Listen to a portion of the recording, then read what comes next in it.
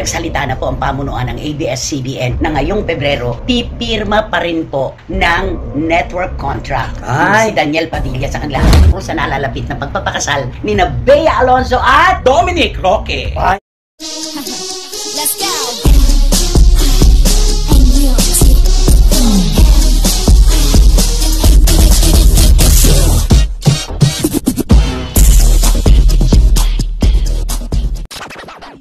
Padilla pa rin tayo. Walang iba. Abay, maganda naman po yung unang balita natin. Yung unang balita po dahil nagsalita na po ang pamunuan ng ABS-CBN na ngayong Pebrero, pipirma pa rin po ng network contract si Daniel Padilla sa kanila. At mag-i-stay pa rin siya sa Star Magic. Ang gandang balita.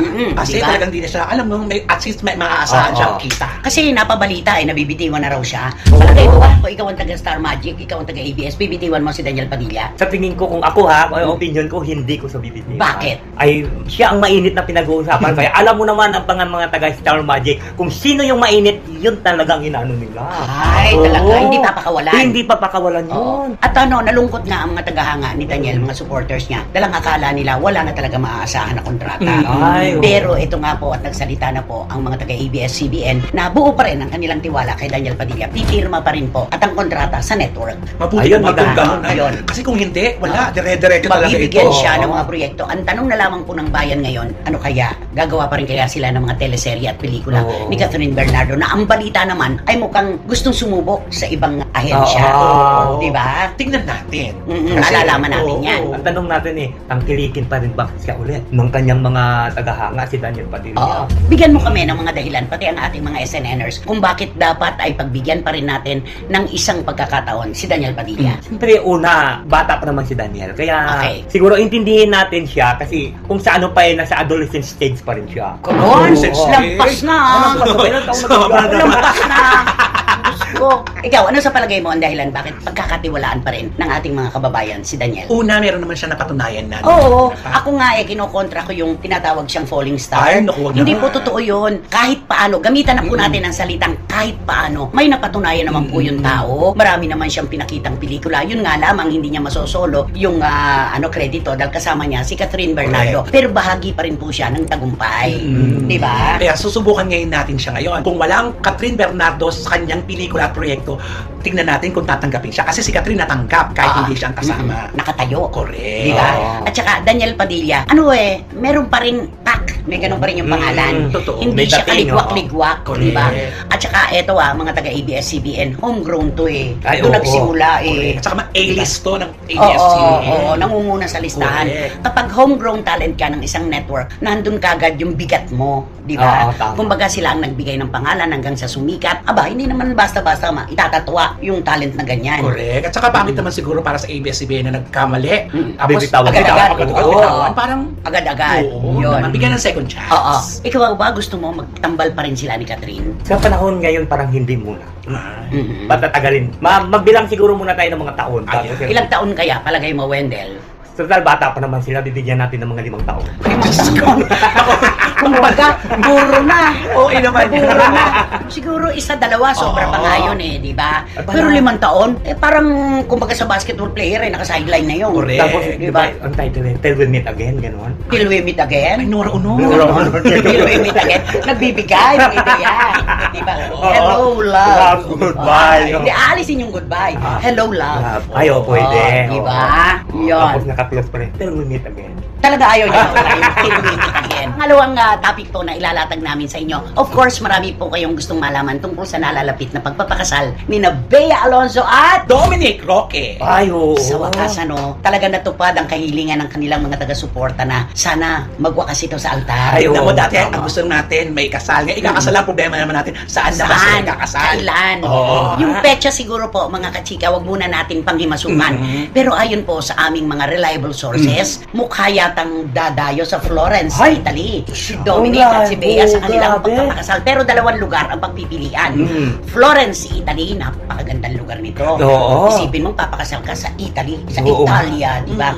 Or pwede rin naman pong sa Madrid, Spain, Ay. kung saan may bahay ng nabili si Bea at siya ay Citizen siya. Oo, citizen na siya Oo. ng Espanya. Viva Diba? Espanya! Oo. Alam na, alam ko yung Viva Espanya. Akala ko may batang ko din sabihin niya. Viva, viva. Ati-atihan din yan. Ano yung Pete, senyor! Oo. Diba?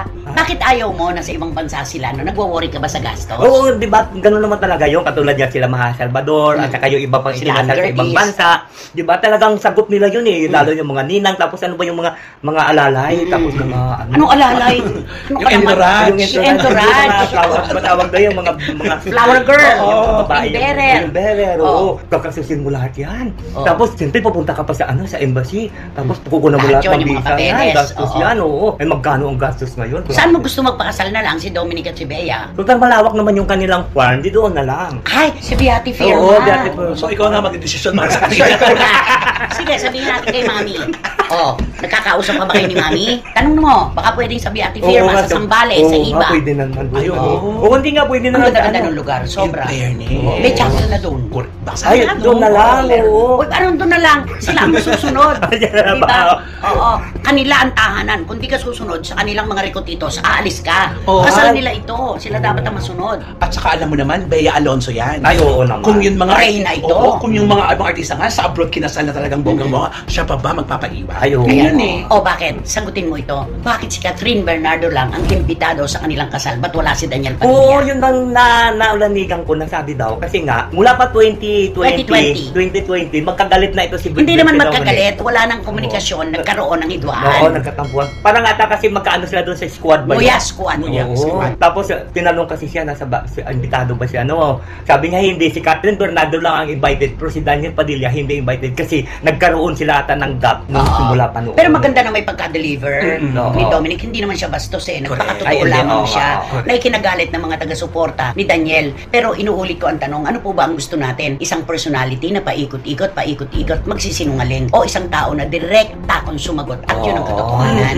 At saka Diba? para maiwasan na rin mga agaw eksena kasi kasal nila yun. Ay, oo. Kung darating yung dalawang maingay ngayon pinag-uusapan, sila yung mapapansin, hindi na yung kasal. Hindi, tsaka kasal nila yun. Sila dapat Correct. masunod kung sino gusto Tama, nilang oo. imbitahan. Oh. Tignan mo doon, di ba, sa kasal, invited yung dalawa, si Daniel at saka si Catherine. Nag-abaw iksina sila doon sa kasal na yun. Yung damit ni Daniel, ano ba damit ni Daniel doon sa Ako, kasalan? parang hindi naman, siguro hindi siya invited kaya doon. Kaya Ano, bakit- gate crasher? Bakit ganun kasi Hindi yung sila damit dapat ni Oo, Katrina oo, magkapareha kaya eh. pinag-iwalay lang sila. Kumuha na lang ng isang Oo. kaibigan to take over, di ba? Oo nga. Oh. Ay, dito, at least sinabi talaga ni Dominic na you are not invited. Hindi niya sinabi. Alam mo, wag kang gumagawa. Ng kwento. Walang sinabi. Napaka-marespeto ni Dominic para sabihin yung you are not invited.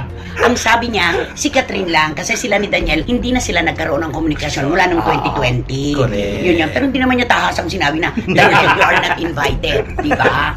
Yun. Ano sa palagay mo, magkakabati pa kaya si Daniel at si Dominic? Tingin ko hindi na eh. Bakit? Ay. Alam mo, puro siya pagdidesisyon. Oo, pala desisyon Ay, talaga. O inatang na niya sa sarili niya. Kasi may lamat na ang kanilang pagkakaibigan eh. Kung magkakaibigan man sila ulit, para bang may wall na sabihin. Wow. Sa bagay, tama Oo. naman si Wendell. Ang pagkakaibigan, kapag nagkaroon na ng lamat, imposible nang bumalik pa sa dati. Ganun lang naman yun, Correct. di ba? Tsaka mainit pa kasi. Oo. Siguro pag lumipas ang mga panahon, lalaki na Pero kasi, 4 no? years na, Romel. Ay, 4 years na ba? 2024 na tayo. Eh, Tsaka- 2020 pa nagsimula.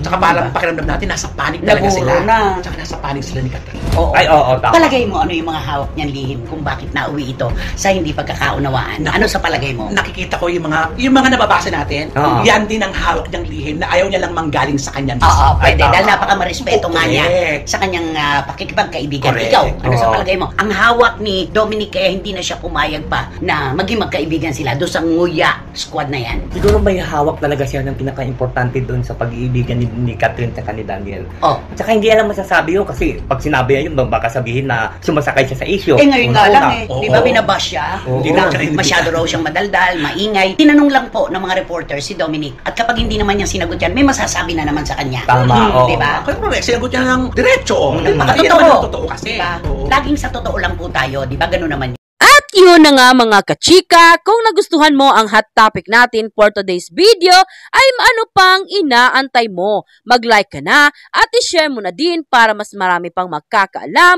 sa hot topic na ito. Maraming salamat! Let's go.